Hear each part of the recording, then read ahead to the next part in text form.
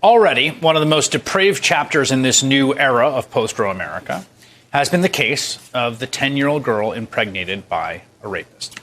She was forced to flee from the state she lives in, Ohio, to Indiana in order to get an abortion. When the story broke, right-wing media shouted this could not possibly be true. The Wall Street Journal editorial board ran an op-ed titled, "An Abortion Story Too Good to Confirm," saying, quote, "There's no evidence the girl exists." Fox News hosts Jesse Waters and Tucker Carlson also told their audiences the same lie. Primetime decided to investigate this alleged child rape. But we quickly found out that authorities in Ohio haven't even begun a criminal investigation into the rape. This doesn't make any sense. No one reported this child rape to law enforcement? Why did the Biden administration, speaking of lying, just repeat a story about a 10-year-old child who got pregnant and then got an abortion or was not allowed to get an abortion when it turns out the story was not true? You hear that part? When it turns out the story was not true.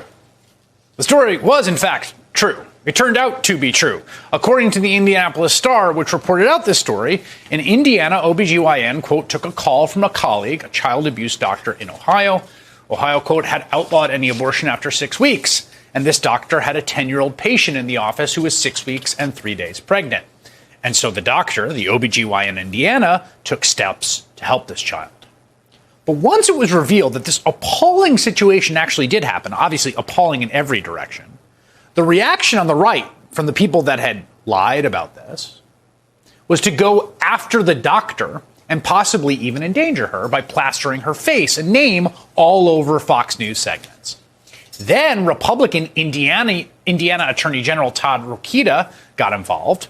His office requested documents from state agencies to find out if the doctor had complied with state law and reported the abortion.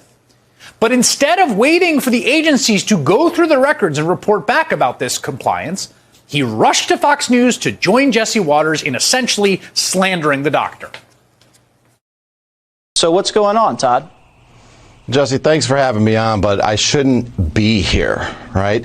I mean, first of all, this is an illegal immigration issue because likely of Biden's lawlessness at the border and everything going on down there. That's why Indiana, as a non-border state, has actually filed several independent lawsuits on that.